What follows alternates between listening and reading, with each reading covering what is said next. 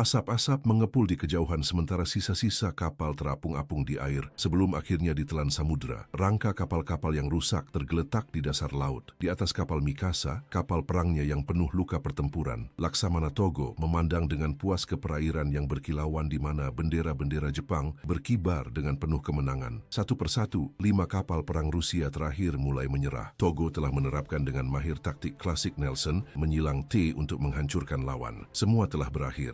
Armada Rusia tidak ada lagi. Saat itu, tanggal 28 Mei 1905, beberapa hari kemudian, Togo pergi ke rumah sakit Angkatan Laut Sabo di Pulau Shu untuk menjenguk rivalnya, Laksamana Rusia Rashki, yang sedang memulihkan diri dari luka parah di kepala. Dengan susah payah, Rashki bangkit dan keduanya saling berjabat tangan dengan erat penuh hormat. Kemalangan dalam perang adalah sesuatu yang diketahui setiap tentara, kata Togo dengan tenang. Tidak ada rasa malu dalam hal itu. Yang penting adalah kita telah menjalankan tugas kita. Dalam pertempuran Tsushima, Angkatan Laut Jepang yang lebih lincah, siap dan efisien hanya kehilangan 3 kapal torpedo kecil, sementara Rusia menyaksikan armadanya hampir musnah, 450 ton kapal hilang berbanding 126.000. Salah satu pertempuran laut paling menentukan dalam sejarah. Titik akhir dalam Perang Rusia-Jepang 1904-1905, pertarungan antar kerajaan untuk supremasi kolonial di Tiongkok, Korea, dan Manchuria. Kemenangan ini mengukuhkan dominasi Jepang di timur, menyiram benih-benih kemerdekaan Polandia dan Finlandia, sementara revolusi pertama Rusia mengguncang rezim Tsar. Sebenarnya konflik ini memicu rangkaian peristiwa yang akan memuncak pada Perang Dunia Pertama dan Revolusi Komunis 1917.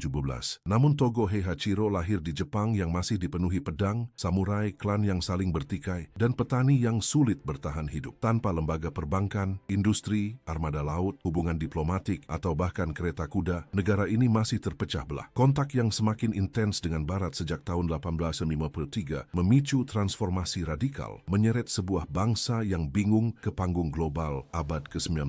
Ini adalah narasi dari perjalanan luar biasa itu. Salah satu periode paling menarik dan tak terduga dalam sejarah manusia, penuh dengan revolusi dan metamorfosis hanya dalam 5 dekade. Ini adalah kronik lahirnya sebuah kekaisaran. Dokumenter ini didukung oleh Magellan TV, platform streaming khusus dokumenter. Ucapan terima kasih kami yang tulus kepada Magellan TV atas dukungannya yang konsisten terhadap narasi sejarah. Bersiaplah untuk konten-konten menakjubkan di tahun 2021 hasil dari kemitraan yang langgeng ini. Kami punya satu kata untuk kalian, bajak laut. Suka dengan bajak laut?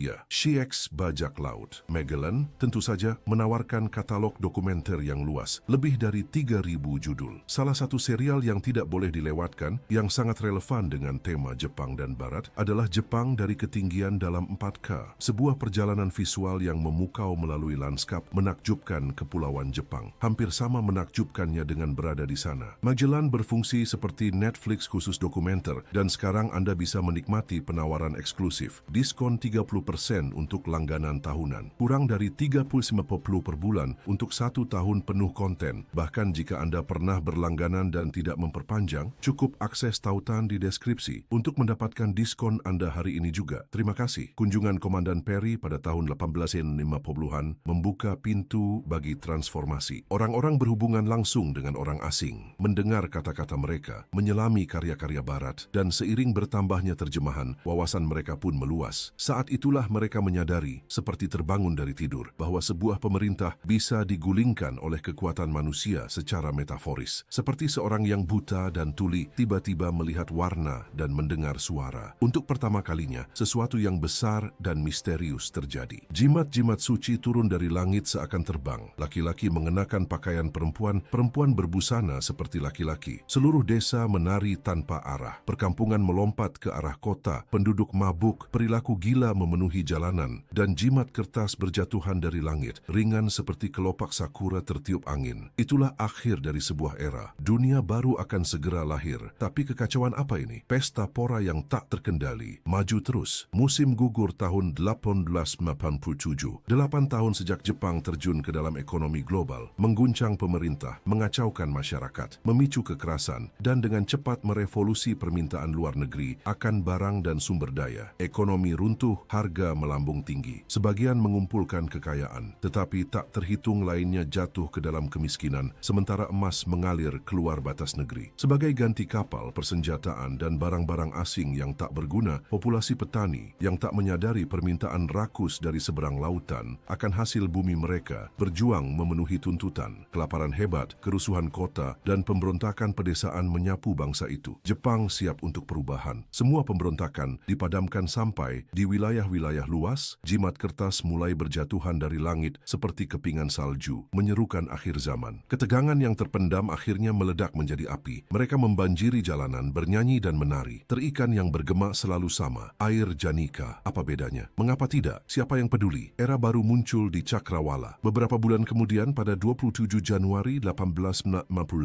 sementara rakyat melanjutkan Bea Analia mereka, pecahlah pertempuran pertama Perang Saudara yang akan menandai zaman baru ini. 15.000 prajurit kesogunan berhadapan dengan 5.000 pemberontak dari klan Barat Daya, Satsuma dan Choshu. Dengan senjata utama tombak, pasukan shogun maju hanya untuk dibantai oleh meriam Howards dan senapan mesin Gatling. Senjata barat menghancurkan tatanan lama. Pada hari kedua mereka mencoba lagi, tetapi para pemberontak mengungkap senjata yang lebih dahsyat. Bendera bergambar simbol imperial bunga krisan. Pasukan shogun tercerai-berai dalam kepanikan dan sang shogun sendiri melarikan diri dengan kapal perang Amerika. Menembak bendera itu akan menjadi pengkhianatan besar. Sekalipun tubuhku binasa di Pulau Ezo, jiwaku akan tetap setia pada Tuhanku di timur. Hai, jenderal terakhir para shogun, dengan cermat menulis puisi perpisahannya pada 20 Juni 1899, sesaat sebelum mengambil posisinya di benteng Kastil Haku di Hokkaido. Di atas benteng berbentuk bintang ini berdiri bastion Kaku nomor 10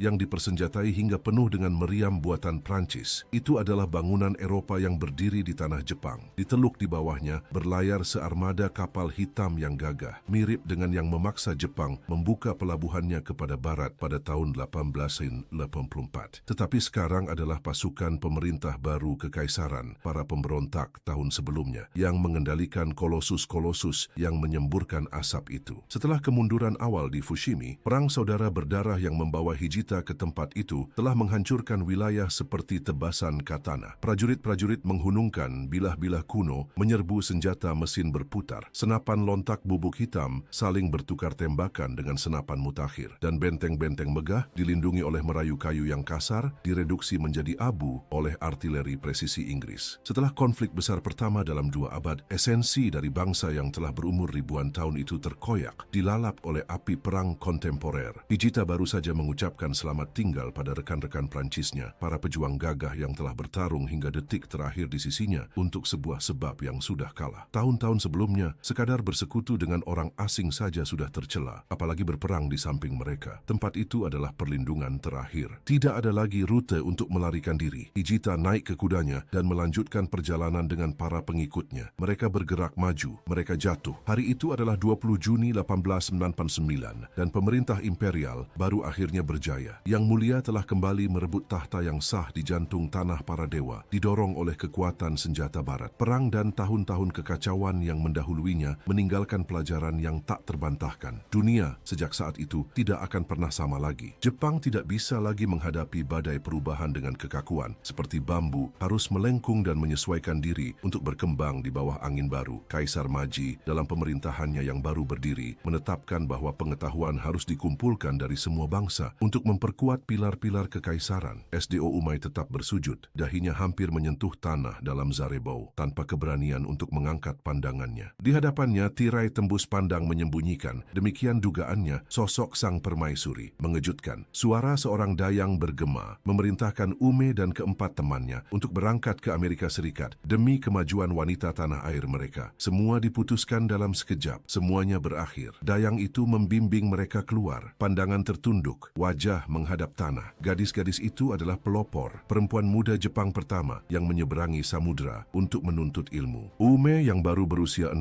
tahun adalah anggota termuda dari salah satu ekspedisi paling berani yang pernah tercatat. Misi Iwakura, sebuah perjalanan diplomatik selama 2 tahun mengelilingi dunia yang didedikasikan untuk studi, observasi, dan pembangunan jembatan antar negara dimulai pada tahun 1871. Antara tahun 1871 dan 1873, misi Iwakura ke Amerika dan Eropa menonjol sebagai tonggak fundamental yang membangun fondasi negara modern kita. Pada tahun 1871, negara yang baru terbentuk terpahat dari ratusan wilayah feodal modal yang terpecah-pecah, berada dalam situasi kritis, terikat oleh perjanjian tidak adil, dipaksakan di bawah ancaman meriam asing yang menjerumuskannya ke dalam keadaan semi-kolonialisme. Pukulan terberat, hilangnya kendali atas tarif bea cukainya sendiri, membuat Jepang tidak mampu melindungi industri mudanya atau mengatur arus impor dan ekspor. Itu adalah perwujudan penghinaan nasional. Untuk memperparah penghinaan yang tak tertahankan ini, barang-barang, teknologi, dan infrastruktur industri yang sangat dibutuhkan untuk menantang perjanjian itu dan memperkuat negara harus diperoleh dari luar negeri dengan biaya yang sangat mahal, dengan para ahli asing dipekerjakan dengan bayaran tinggi. Jawabannya adalah mengirimkan elit penguasa dalam sebuah epos dunia, mengurai rahasia negara bangsa modern sambil berusaha meyakinkan kekuatan Barat untuk merobek perjanjian yang mencekik Jepang. Kisah ini dimulai di San Francisco, di mana kerumunan hingga 50.000 orang menyambut para duta besar. Dalam sebuah jamuan penerimaan, Pendeta Horatio Stebbins mengangkat suara untuk menyatakan, ini seperti gema dari narasi kuno di mana orang-orang Majus dipandu ke tempat sang bayi beristirahat. Terhormatlah para pewaris mulia dari garis keturunan ribuan tahun ini. Kedatangan kalian lebih berharga daripada wewangian dupa dan mur. Utusan-utusan dari Jepang itu menyerupai sarjana-sarjana kuno dalam ziarah untuk memuja asal peradaban Barat. Amerika Serikat dengan sejarah yang sedikit lebih dari setengah abad dan masih bangkit dari perang saudara yang melelahkan, merasa terhormat menjadi tujuan pertama dari rombongan pelancong global ini. Dan para pengunjung misterius dari Jepang ini mendokumentasikan setiap langkah ekspedisi mereka dengan ketelitian yang cermat. Kebiasaan dan nilai-nilai Timur dan Barat benar-benar berbeda. Dalam beberapa aspek, mereka bahkan bertolak belakang. Sementara orang Barat menikmati pergaulan sosial dan perayaan publik, orang-orang Timur cenderung menghindarinya. Ini bukan hanya berasal dari sejarah isolasionisme Jepang. Orang-orang Timur juga menunjukkan ketidaktertarikan pada akumulasi kekayaan, tidak menganggap perdagangan sebagai prioritas eksistensial. Orang Barat mencari hiburan dalam pertemuan sosial di luar rumah. Orang Timur menemukan kesenangan dalam ketenangan domestik, menanam taman pribadi di dalam rumah mereka. Yang satu menghargai pengetahuan praktis dan logika material, yang lain mengutamakan kebijaksanaan yang tak berwujud dan transenden. Pada suatu saat, para penjelajah berangkat dari ASS menuju Britania Raya, meninggalkan Ume untuk dididik sebagai gadis kelas atas di New England. Bertahun-tahun kemudian, ia menjadi seorang visioner di bidang pendidikan bagi perempuan. Begitulah pada 5 Desember 1872, Ito Hirobumi yang masih muda, calon Perdana Menteri Jepang, memasuki ruang audiensi Kastil Windsor yang mengejutkan karena ukurannya yang kecil namun kaya akan hiasan. Api yang berkobar menerangi ruangan, tetapi udara masih terasa dingin. Di sana berdiri Ratu Victoria, penguasa kerajaan terbesar di dunia, bertubuh mungil dengan ekspresi tegas, terbungkus dalam gaun hitam besar yang dihiasi bulu, hampir menutupi kursi sederhana tempat ia duduk tegak. Duta Besar Iwakura Tomomi terlihat gagah dalam pakaian pagi resminya, dengan topi silinder di bawah lengannya membungkuk dalam-dalam. Bagi seseorang yang baru saja mengganti pakaian tradisional Kyoto dengan pakaian Barat, ia memainkan perannya dengan sangat mahir. Ito menerjemahkan sementara sang ratu menyatakan, "Aku menyambutmu dan menyampaikan salam untuk kaisarmu." Sang duta besar sebagai balasan menyampaikan penghormatan dari kaisarnya dan mengungkapkan harapan akan persahabatan abadi antara kedua kerajaan pulau ini. Pertemuan itu singkat dan berakhir dengan harapan Victoria bahwa arah politik Jepang di masa depan dapat meraih simpati tulus dari bangsa-bangsa Kristen, kurang seperti para bijak kuno dari timur, dan lebih seperti calon lawan yang mengintai mereka harus bertindak atau tidak. Kemudian mereka berangkat untuk tur panjang di Eropa sebelum kembali ke tanah air melalui terusan Suez yang baru dibuka dengan singgah di koloni-koloni Eropa di Asia. Mereka memang telah melihat dunia, meskipun semua upaya untuk merundingkan perjanjian baru tidak membuahkan hasil. Tapi mereka pulang dengan sesuatu yang sama berharganya. Mereka telah melihat dengan jelas apa yang mereka perjuangkan. Sebuah negara modern membutuhkan legitimasi di mata rakyatnya, supremasi hukum, rel kereta api, sekolah umum, rute pelayaran, pertanian skala besar, bank, pasar modal, telegraf, kode sipil yang seragam, birokrasi yang efisien, kepolisian, penjara, rumah sakit jiwa, layanan pos nasional, jaringan saluran pembuangan, rumah sakit, perpustakaan umum, bahkan lagu kebangsaan. Tak lupa perempuan terdidik untuk membesarkan generasi berikutnya. Namun yang terpenting, dibutuhkan tentara yang kuat, pengakuan internasional dan konstitusi yang kokoh. Barat tidak lagi bisa dianggap sebagai tanah barbar. Kini, mereka adalah panutan yang harus ditiru. Beberapa orang Jepang bahkan merendahkan diri sendiri, seperti yang diungkapkan Kochi, salah satu intelektual terbesar besar saat itu. Semi biadab, Jepang perlu menaiki tangga peradaban, mencapai status bangsa yang tercerahkan, atau dalam kata-kata Fukuzawa, meninggalkan Asia dan bergabung dengan Eropa. Mereka bertekad untuk tidak menjadi koloni Eropa lainnya. Jepang akan mengambil yang terbaik dari dunia dan menanamkannya di tanah mereka, meski beberapa benih asing sudah berakar dan mulai mengubah negeri itu dengan cara yang tak terduga. Thomas Glover bersandar di sudut rumahnya yang aman, menikmati minuman favoritnya, sambil mengamati para buronan yang ia tampung berdebat satu sama lain. Pihak berwenang tidak akan berani menginvasi kediaman seorang asing. Itu adalah persembunyian yang sempurna. Suasana itu, tanpa diragukan lagi, membutuhkan minuman yang lebih reflektif, bir berkualitas tinggi. Namun, tradisi pembuatan bir belum sampai ke Nagasaki. Glover, seorang penyelundup senjata dengan masa lalu yang kelam, mengamati gerakan-gerakan penuh semangat dari perwakilan dua klan paling berpengaruh di selatan. Satsuma dan Shulei berdebat tentang aliansi rahasia, itu yang ia tahu, tetapi kata-kata yang dipertukarkan antara mereka tidak bisa ia pahami. Kehadirannya ditoleransi hanya karena satu alasan, ia memegang monopoli pasokan senjata. Pada akhirnya, klan Satsuma dan Shu yang telah bersaing selama beberapa generasi bersatu. Kebencian turun-temurun tergantikan oleh tujuan yang lebih besar, menjatuhkan sang shogun, misi yang berhasil mereka selesaikan. Berkat Glover yang mempersenjatai para pemberontak dengan senapan modern dan kapal-kapal Eropa, ia kini menempati posisi istimewa di Jepang yang baru bertransformasi. Prestisnya di antara para pemimpin baru negara itu memberinya kontrak-kontrak menguntungkan, termasuk mengimpor rumah percetakan uang pertama Jepang serta kapal dan mesin-mesin industri. Keterlibatannya dalam perdagangan maritim menarik minat Iwasaki Yataro, pendiri perusahaan pelayaran baru bernama Mitsubishi. 14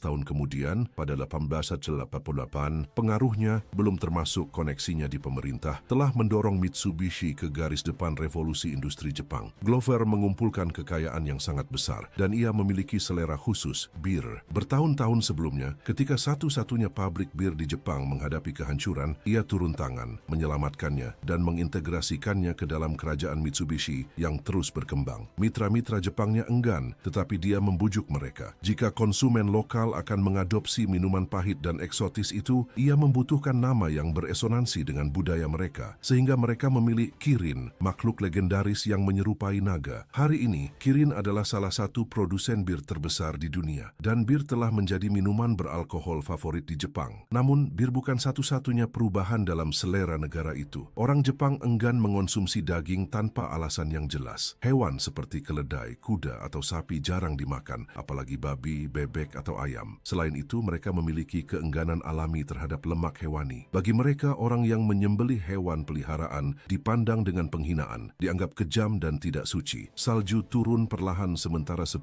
biksu, seluruhnya mengenakan pakaian putih, mendekati jembatan yang melintasi parit luas istana kekaisaran. Mereka berjalan dengan tekad menuju penjaga kerajaan, menuntut audiensi mendesak dengan kaisar. Menghadapi penolakan para prajurit, mereka mencoba menerobos dengan paksa. Pasukan mundur secara teratur, mengangkat senapan mereka. Para biksu terus maju. Satu tembakan bergema dan 4 diantaranya tewas bergelimpangan. Merah menyala mereka membentuk genangan di sekitar tubuh seputih salju. Kontras yang mencolok dengan bendera nasional yang baru diadopsi, Hinomaru, yang lingkaran merahnya bersinar terang di tengah. Para memperingatkan kaisar bahwa dengan memakan daging hewan, ia merusak semangat rakyat Jepang. Para biksu ini menyerahkan nyawa mereka. Bagaimanapun, Jepang yang selama 12 abad mempertahankan tradisi yang sebagian besar vegetarian, kini menyerah pada selera daging yang dianggap sebagai tanda peradaban. Dengan sang kaisar sendiri memimpin di tengah periode isolasi terbatas yang panjang antar bangsa. Praktik mengonsumsi daging sebenarnya bukan hal yang tidak ada sama sekali. Pedagang Tiongkok dan Belanda diizinkan untuk melakukan kebiasaan yang menjijikkan dan tidak suci ini, dan bukan rahasia lagi bahwa lapisan masyarakat termiskin di Jepang sesekali mengikuti jalan yang sama. Namun, tidak seorang pun yang waras akan menganggap tindakan merendahkan diri seperti itu, sampai revolusi Meiji mengubah segalanya menjadi kekacauan. Banyak yang masih menolak keras gagasan bahwa makan daging adalah tidak murni, sesuai dengan prinsip yang telah dipelihara negara kita selama berabad-abad. Ini adalah pemikiran yang menyesatkan, hasil dari kebodohan yang membabi buta, yang menunjukkan ketidaktahuan akan sifat manusia maupun ketidakmampuan memahami prinsip-prinsip tubuh fisik. Memakan daging telah menjadi panji-panji peradaban Fuku Z. Seluruh budaya yang percaya bahwa mengonsumsi daging sama saja dengan melahap leluhur leluhur yang mungkin bereinkarnasi menjadi hewan dibujuk untuk mengadopsi kebiasaan baru ini. Darah dan daging rakyat sendiri didorong untuk mengikuti praktik ini. Apa yang tampak mustahil dan tak terpikirkan dengan cepat menjadi kenyataan. Tidak diragukan lagi, daging sapi adalah hidangan yang sangat lezat, bukan? Aku bertanya-tanya mengapa kita, orang Jepang, tidak menikmati sesuatu yang begitu mulia sebelumnya. Kita harus bersyukur karena bahkan orang seperti kita sekarang bisa menikmati daging sapi. Ini adalah bukti bahwa Jepang akhirnya menjadi negara yang benar-benar beradab. Konsumsi daging hanyalah salah satu cerminan dari transformasi budaya yang mendalam yang dibawa oleh Revolusi Meiji. Pada paruh kedua abad ke-19,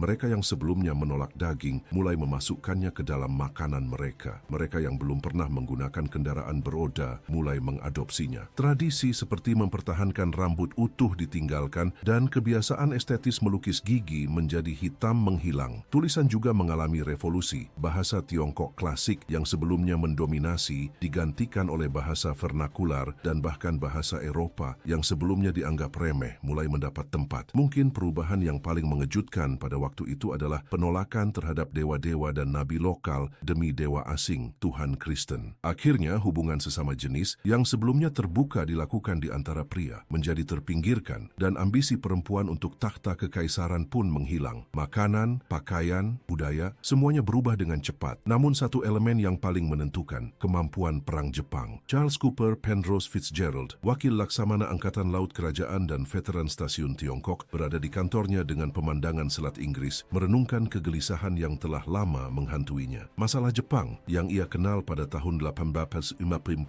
sebagai salah satu orang Inggris pertama yang mengunjungi kepulauan itu. Pada masa itu, ia telah memperoleh porselen halus dan memperhatikan dengan heran bahwa navigasi Jepang tampak stagnan sejak abad ke-16. Namun, dalam kunjungan terakhirnya pada tahun 1897, ia menemukan negara yang tak lagi dikenali. Ia kemudian menulis bahwa ia yakin mereka telah melampaui fase peniruan sederhana dan, dalam beberapa aspek, bahkan menyempurnakan teknik mentor mereka. Fitzgerald merenungkan hal itu. Salah satu contoh emblematik adalah 4 kapal penjelajah lapis baja megah yang sedang dibangun di Newcastle. Asama dan Izumo melebihi desain kapal angkatan laut yang mulia, menawarkan daya tembak dan kecepatan lebih besar dengan tonase yang setara, sesuatu yang belum pernah tercapai sebelumnya. Dari ketertinggalan militer di abad ke-16 menjadi kekuatan bersenjata di abad ke-20 hanya dalam 40 tahun. Pada awalnya Jepang mengandalkan impor persenjataan asing melalui pedagang seperti Thomas Glover, tapi itu tidak cukup. Tanpa industri amunisi domestik, kekuatan asing bisa menekan negara itu di masa perang. Dimulai dengan sederhana, pengetahuan industri dasar dikembangkan selama tahun 1870-an dan pada 1880 senapan Murata diperkenalkan. Desainnya berkembang seiring peningkatan angkatan darat hingga digantikan oleh model Arisaka pada 1897. Digunakan secara global, termasuk oleh Angkatan Laut Kerajaan dalam Perang Dunia II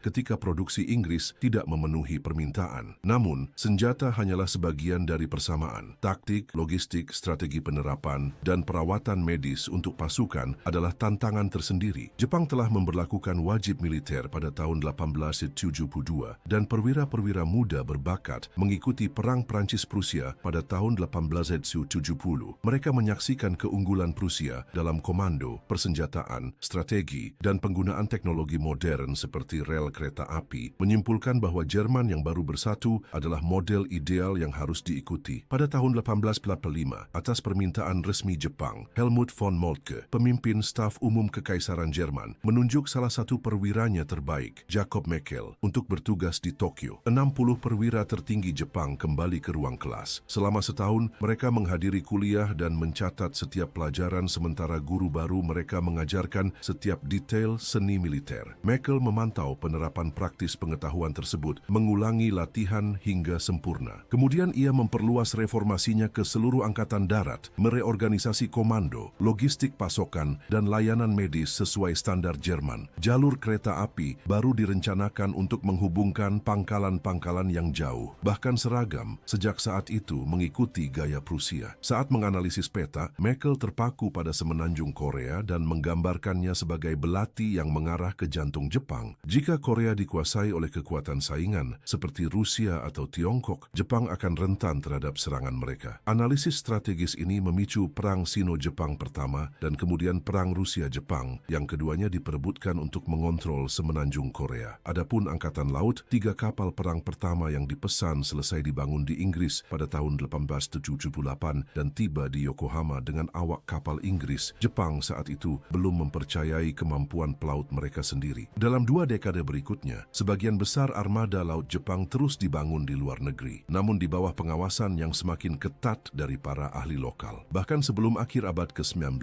Jepang telah memproduksi kapal di galangan kapal Inggris yang kualitasnya melebihi kapal-kapal yang dibangun oleh Angkatan Laut Britania sendiri hingga Perang Dunia I. Industri Jepang tidak lagi bergantung pada outsourcing untuk produksinya. Mereka menguasai sepenuhnya pembangunan kapal militer tingkat tinggi, bersaing dengan kekuatan-kekuatan besar. Buktinya adalah serangan udara maritim pertama dalam sejarah yang dilancarkan terhadap armada Jerman dan Austria-Hongaria di Cina pada 6 September 1914. Sang murid telah melampaui sang guru, membalikkan peran sementara negara itu melangkah maju dengan cepat dan terkadang brutal menuju modernisasi ala Barat. Jepang menjauh dari Asia untuk mendekat ke Eropa, tetapi transisi ini tidak disukai semua orang. Melihat ke belakang, bayang-bayang masa lalu menghilang. Jalan gelap yang harus dilalui menjadi jurang bagi Shiro, yang menolak tawaran pembelian, menaiki tangga dan berhenti di bawah tiang gantungan. Ia tersenyum pada penonton yang menantikan hukuman gantungnya. Dia hanya seorang pemain. Ian Ladey Robin Hood berada di sana karena telah memimpin ribuan petani untuk memberontak, membakar catatan utang dan pajak, menyatakan kebebasan dan kemandirian, serta berbaris bersama pengikutnya menuju Tokyo. Dengan mengacungkan sabit, cangkul, dan senapan di bawah bendera yang mengumumkan pemerintahan yang adil, mereka berjuang untuk tujuan yang sudah kalah. Toshiro tahu. Ia telah berpamitan dengan keluarganya sebelum memimpin para petani yang dipenuhi ide-ide asing, kebebasan, hak rakyat, konsep-konsep samar yang kini bergema hingga ke pelosok pedesaan terpencil. Pemerintah merespons dengan peluru, ratusan, mungkin ribuan, tewas. Kini, giliran Toshiro menyusul mereka. Dia tetap tak berubah ekspresi saat tali mengencang di lehernya. Panggung dihempas dengan tendangan. Hari itu 19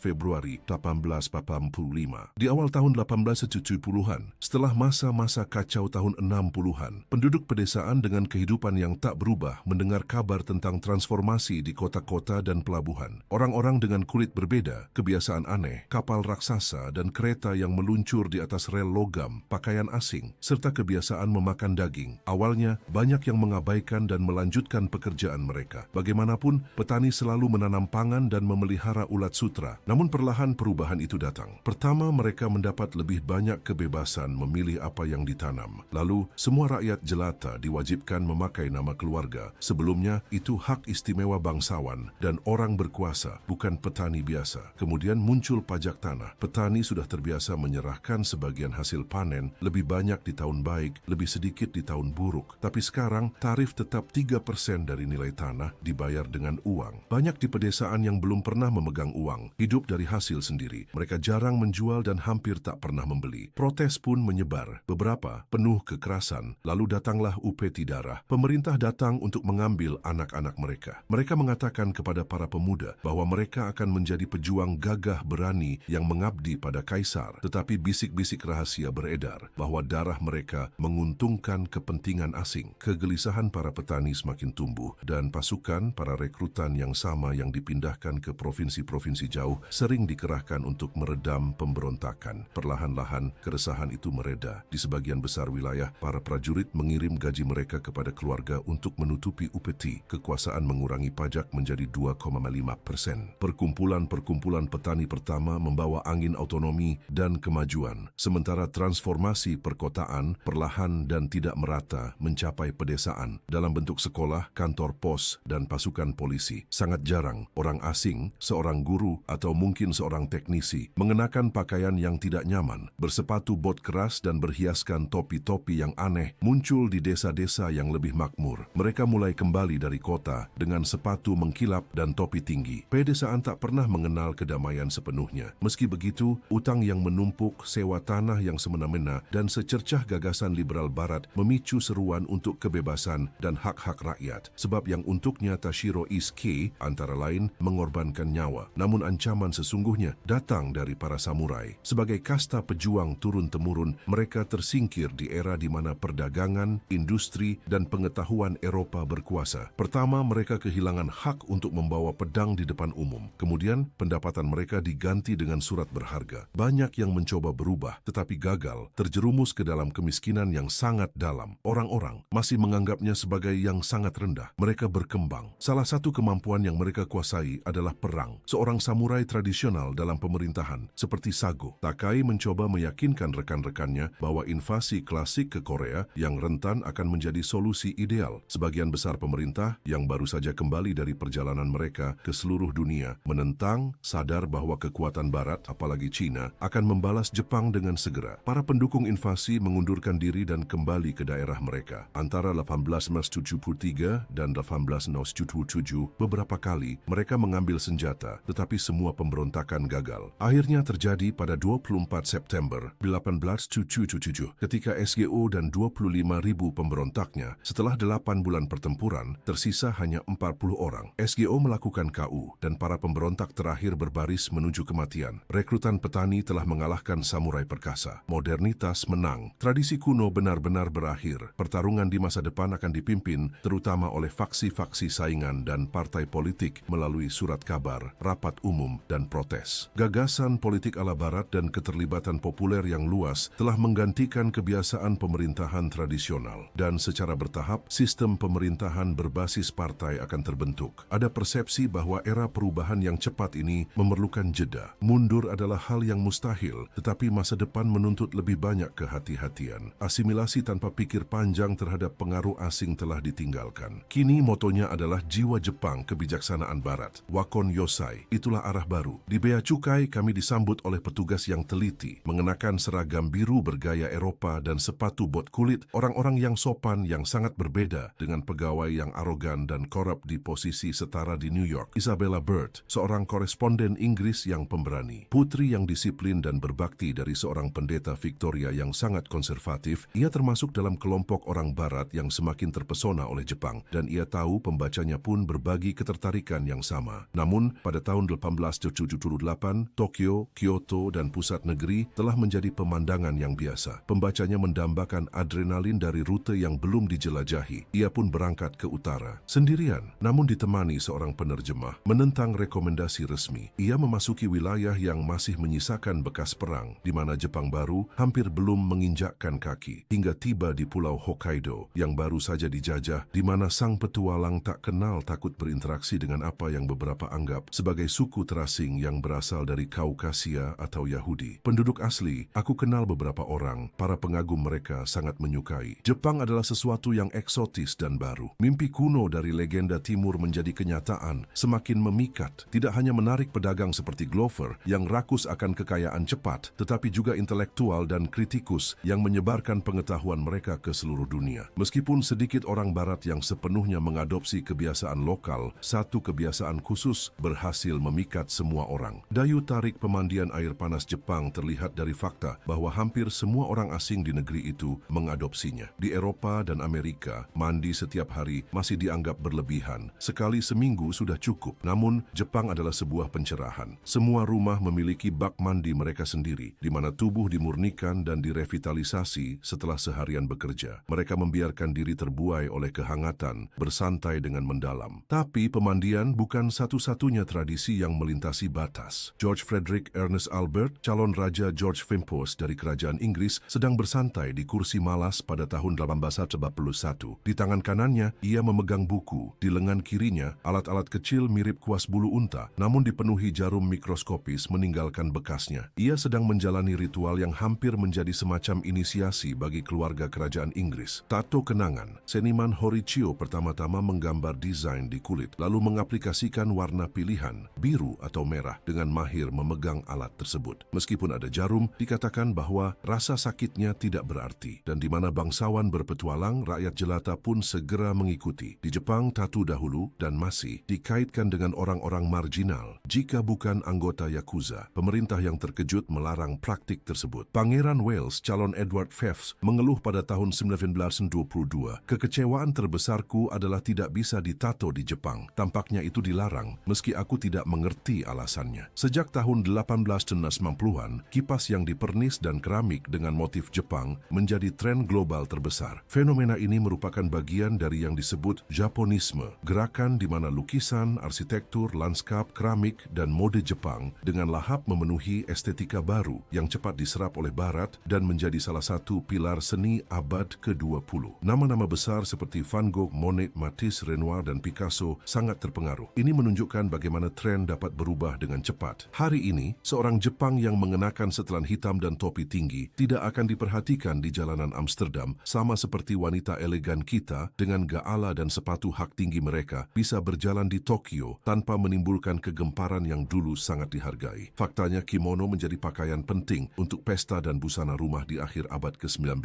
Sementara itu, sepatu hak tinggi semakin populer di kalangan wanita, memunculkan dugaan bahwa alas kaki tradisional Jepang mungkin telah menginspirasi mode Barat yang masih bertahan hingga kini. Di saat yang sama, ketertarikan pada pakaian Barat tumbuh lebih cepat lagi di Jepang. Pertama kali diadopsi oleh tentara dan polisi, lalu oleh tukang pos, dan secara bertahap oleh pria kaya dan bergaya. Jarang sekali seorang wanita muncul dengan pakaian Barat di pesta atau acara dengan kehadiran orang asing. Ada juga gadis-gadis berbaju renang yang fotonya dijual untuk publik lokal maupun dikoleksi dengan antusias oleh pengunjung asing hingga akhir abad itu. Pakaian Barat sudah bukan hal baru lagi. Mereka telah mapan seperti halnya rel kereta dan konsumsi daging sapi. Pakaian, estetika, ide, teknik, dan kebiasaan terus mengalir antara timur dan barat. Dan dalam pertukaran yang intens ini, yang sudah ada sejak perdagangan internasional itu sendiri, manusia selalu menjadi salah satu komoditas paling berharga. Matsuana bernapas cepat, jantungnya berdebar tak terkendali. Dia berada di ambang kebebasan dari mimpi buruk itu. Kekasihnya, Sechi, datang untuk menyelamatkannya. Di luar, pemandangan pedalaman Australia terbentang dalam nuansa kemerahan, tanah gersang, dan vegetasi yang jarang. Sebuah dunia yang jauh dari pemandangan hijau Kyushu, tanah kelahirannya. Kamar yang kotor hanya berisi sebuah futon bernoda dan sebuah koper berisi barang-barangnya yang sedikit. Di usia 21 tahun, Matsui telah dijual ke dunia prostitusi. Di sana, di gurun Australia, dengan restu pemerintah yang berpendapat bahwa imigran Asia dari demam emas membutuhkan wanita berkulit sawo matang untuk memuaskan keinginan mereka. Dengan begitu, para wanita kulit putih dari keluarga terhormat akan terselamatkan. Bagi orang Australia, Matsui hanyalah pelipur untuk menjaga masyarakat Anglo-Saxon. Orang tuanya yang miskin menukarnya untuk melunasi hutang pajak. Dia bukan pengecualian. Ribuan seperti dirinya tersebar di seluruh dunia. Hasil dari pertumbuhan populasi yang cepat di Jepang didorong oleh kondisi hidup yang lebih baik. Fukuyuchi bahkan pernah berargumen bahwa karena sebagian besar emigran adalah pria lajang, untuk mendorong kolonisasi seberang lautan oleh rakyat kita, penting agar pelacur pergi ke luar negeri. Matsui ditembak oleh kekasihnya saat mempersiapkan pelariannya. Dia kemudian bunuh diri. Polisi menyelidiki, tapi tidak menemukan motif. Kasus ditutup. Setiap orang yang memiliki tetes darah Jepang harus bercita-cita untuk mengangkat Jepang dari posisi ketiga, di mana ia berada sekarang, ke posisi kedua, dan begitu mencapai itu, terus maju ke posisi pertama, dan akhirnya mencapai tempat tertinggi di dunia. Fajar masih menyingsing ketika Viscount Maori Auri sudah mengenakan seragam lengkapnya, siap untuk berangkat ke istana. Di luar, jalanan ramai dengan kehidupan. Warga mengenakan pakaian terbaik dan paling semarak mereka, merayakan dengan musik dan sukacita, menarik kuil megah beroda agar dewa-dewa lokal mereka juga bisa ikut serta dalam perayaan. Tanggal 11 Februari 1889, hari itu akan menjadi puncak bukan hanya dalam kehidupan Maori, tetapi juga bagi banyak orang yang dengan gembira menantikan pengesahan konstitusi kekaisaran untuk rakyat. Sebuah dokumen unik yang memadukan filsafat hukum dan politik Eropa dengan nilai-nilai moral dan semangat Jepang yang paling mulia. Mauri mengambil momen singkat untuk merenungkan perjalanan yang membawanya sampai di sini. Perjalanannya telah panjang. Dia belajar di Inggris dan Eropa. Sebagai duta besar pertama Jepang untuk Amerika Serikat, dia juga bergabung dengan Brotherhood of New Life, sebuah komunitas utopis di New York. Menggali kotoran dan menyembelih babi di pertanian kelompok itu tidak hanya memperkuat fisiknya, tetapi juga menanamkan keyakinan yang bertahan lama akan pentingnya kekuatan jasmani. Sekarang sebagai Menteri Pendidikan, visinya jelas. Mengamati Eropa atau Amerika, dapat dilihat bahwa di semua bangsa, orang dari segala kelas, laki-laki maupun perempuan, memiliki cinta tak bersyarat kepada tanah air dan persatuan nasional yang tak tergoyahkan. Kita harus mengajar rakyat kita hingga ke tulang sumsum untuk menumbuhkan semangat kesetiaan dan patriotisme yang membara agar mereka memiliki keteguhan karakter dan ketekunan dalam tujuan mereka. Malu akan sifat pengecut dan menolak segala tanda kelemahan. Bangsa membutuhkan warga yang kuat, berpendidikan dan setia kepada penguasanya. Semua anak tanpa terkecuali kelas sekarang menerima pendidikan dasar dasar yang berfokus pada disiplin, persahabatan, dan kepatuhan. Sekretaris Maury mendengar ketukan halus di pintu kantornya. Seorang pemuda bersikeras meminta audiensi. Akankah dia menerimanya? Maury perlu menyusun pikirannya sebelum menuju istana. Dia menolak. Beberapa saat kemudian, Pangeran Vic turun dengan anggun melalui tangga megahnya. Dia melihat pemuda yang gelisah itu tampak jelas bertekad untuk tidak mundur. Tiba-tiba, pemuda itu menyerangnya, menghujamkan pisau dapur yang tersembunyi ke perut Maury. Sang bangsawan itu roboh, dan di antara gelombang rasa sakit dan kebingungan, menyaksikan pengawalnya menembak sang penyerang. Maury Auri, salah satu negarawan paling terkemuka pada masanya, tewas akibat luka-lukanya. Sebuah kertas yang ditemukan pada pembunuhnya menyatakan bahwa itu adalah hukuman karena telah menodai kuil suci Isai dan Kaisar. Pisau itu mengingatkannya pada pisau yang pernah digunakannya untuk menyembelih babi di New York. Konstitusi dengan cepat mengarah pada revisi perjanjian. Satu lagi anak tangga dalam tangga, meskipun Morris bukan satu-satunya target dari percobaan pembunuhan. Nicholas Alexandrovich, calon pewaris takhta Rusia, bersandar di sandaran riksha. Kunjungan ke Danau Bewa sungguh menakjubkan, dan kini mereka kembali ke Kyoto melalui lorong-lorong sempit di Osu. Alat transportasi ini begitu aneh, pikirnya. Tampak biasa, namun nyaman dan bahkan menyenangkan. Andai saja tato barunya tidak berdenyut begitu hebat. Ia sudah mulai menyesal. Dengan hati-hati, ia mengusap lengannya, sementara pandangannya bertemu dengan seorang gadis Jepang di antara kerumunan yang mengelilingi riksha. Rambut hitamnya berkilau seperti kayu eboni di bawah cahaya. Tiba-tiba, tanpa peringatan, sebuah bilah melesat di udara. Darah mengalir dari wajahnya dan ia mengerang. Sang penyerang berusaha kabur, dikejar oleh dua tukang riksha yang kemudian menahannya di tanah. Nicholas segera dibawa untuk mendapatkan perawatan medis di bawah perhatian pribadi Kaisar sendiri. Khawatir luka sang pangeran akan menjadi dalih untuk konflik dengan Rusia, sang Kaisar telah melakukan perjalanan semalaman dengan kereta dari Tokyo untuk berada di sisi ranjangnya. Lalu kegemparan menyebar. 10.000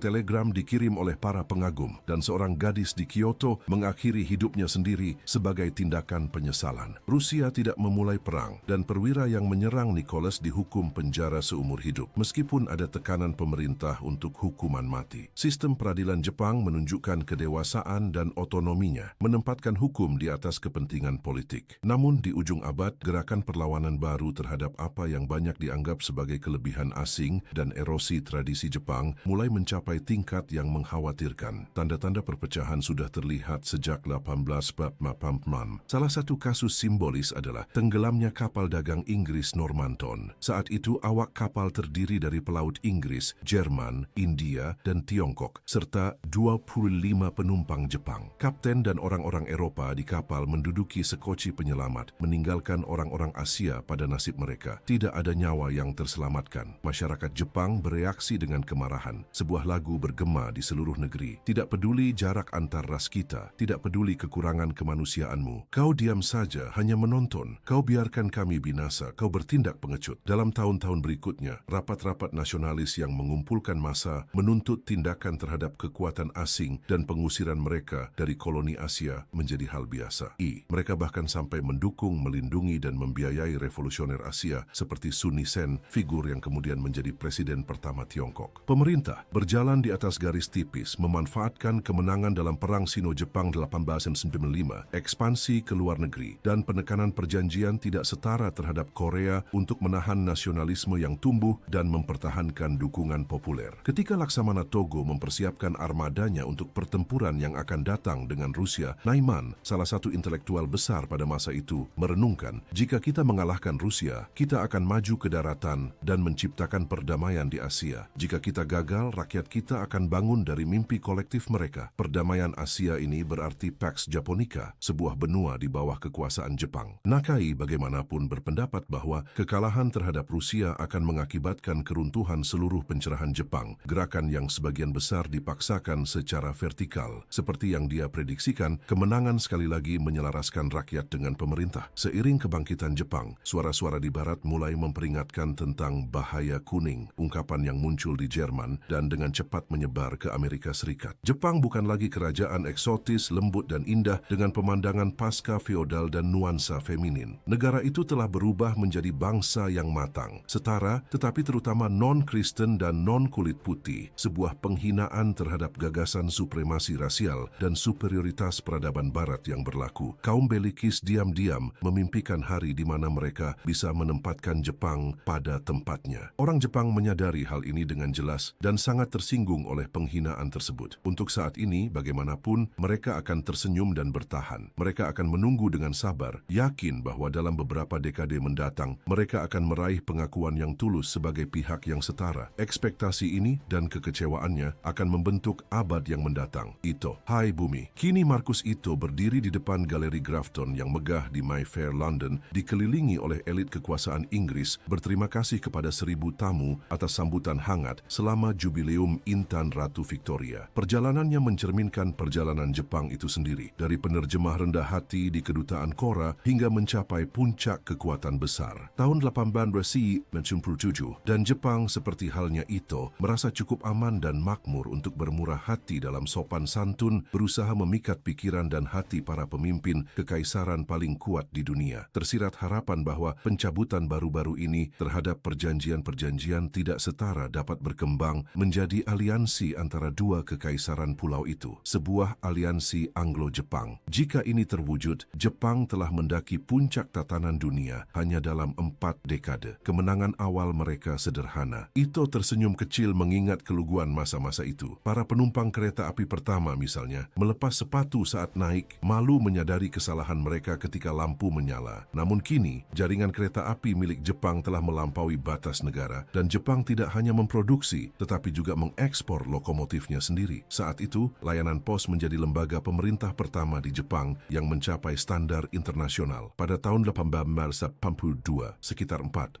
lalu kantor pos dan lebih dari 3.000 mil jalur telegraf, memastikan komunikasi cepat hingga ke pelosok terjauh wilayahnya. Pada tahun 1880-an, dasar industri yang kokoh telah terbentuk dan pasar ekspor, terutama sutra, berkembang pesat. Kini, di awal abad ini, sebagian besar tamu mereka di London mengenakan kain mewah ini. Jepang mendominasi pasar sutra global. Ito teringat diskusi panjang dengan Kanselir Jerman von Bismarck yang bersikeras bahwa negara-negara kecil seperti Jepang harus bergantung pada merit mereka sendiri, bukan perjanjian diplomatik atau hukum internasional untuk mempertahankan kedaulatan di hadapan ambisi imperialis kekuatan seperti Prancis dan Britania Raya. Karena itu, bertentangan dengan banyak pendapat, kekuatan militer menjadi pilar negara baru. Angkatan darat yang dilatih dengan model Jerman mengejutkan dunia dengan kemenangan cepat dan telak atas Tiongkok. 2 tahun sebelumnya, Angkatan Laut yang dilatih di bawah bimbingan Inggris telah menyamai yang terbaik di dunia di perairan teritorialnya dan memperluas pengaruhnya secara signifikan. Pertama dari Northwoods ke Hokkaido dan pulau-pulau yang disebut Rusia sebagai Kirov, lalu ke selatan hingga kerajaan Ryukyu. Kini Okinawa dan Taiwan diserahkan oleh Tiongkok sebagai ganti rugi perang, juga berada di bawah kekuasaan Jepang. Pemilihan yang diawasi dan diatur ketat dilaksanakan secara berkala oleh partai politik. Gerakan sosial dan masyarakat sipil yang terorganisir mulai menjadi dasar berbagai komunitas. Ito menyadari bahwa Jepang tidak perlu lagi menjauhi Asia. Sebaliknya, benih-benih Asia baru mulai bertunas di tanah subur kepulauan Jepang. Jepang mengembangkan modernitas Asia yang unik, berbeda dengan Barat, dan itu ditakdirkan untuk menyebar. Marcus Ito mengalihkan perhatiannya kepada tamu-tamu Inggris, memesona mereka dengan kefasihannya yang alami. Setelah puluhan tahun persiapan keras, aliansi Anglo-Jepang akhirnya ditandatangani pada tahun 1902. Jepang muncul di panggung global, meraih tempat terkemuka yang telah diramalkan oleh Mauri Ari. Dan kemudian, hanya 3 tahun kemudian, perairan Shima bergolak dengan aktivitas, sementara kapal perang Rusia yang megah perlahan tenggelam ke dalam kedalaman. Kepala-kepala emas bergoyang di permukaan, sementara para pria berjuang mati-matian satu sama lain, berusaha untuk tetap bertahan. Upaya mereka akan sia-sia dan senja semakin dekat. Beberapa menit sebelumnya, Mikasa, kapal utama Laksamana Togo, mengalami kerusakan parah dan kehilangan besar di bawah tembakan para pelaut yang sama yang kini terkapar-kapar di perairan dingin di hadapannya. 21 tahun. Togo hadir pada tahun 1869 di awal era baru, saat pemboman istana oleh kapal hitam ketika pasukan shogun terakhir melakukan perlawanan terakhir yang sia-sia. Teman masa kecilnya Mori selalu bersikeras bahwa Jepang ditakdirkan untuk menjadi salah satu kekuatan besar, dan ketika Togo menatap cakrawala dari haluan kapalnya, saat itu sepertinya negara itu akhirnya telah mencapai posisi terhormat tersebut. Dibutuhkan kurang dari 4 dekade. Saatnya menunjukkan kemurahan hati, membuktikan bahwa Jepang adalah bangsa yang terhormat, pengasih, dan manusiawi dalam kemenangannya. Sebuah kekuatan besar yang layak dihormati. Togo memerintah dipatahkan untuk meluncurkan sekoci penyelamat. 1 jam kemudian, para penyintas pertama, banyak yang masih remaja, berjongkok di geladak yang tidak stabil, terbungkus selimut dengan hati-hati memegang cangkir teh mereka yang masih mengepul. Lebih jauh, sebuah kapal lain meledak dalam kobaran api dan menghilang ke dalam kedalaman hanya dalam hitungan menit. Tulang-tulang beruang Rusia menemukan peristirahatan terakhirnya. Di perairan Selat Tsushima pada tahun 1905,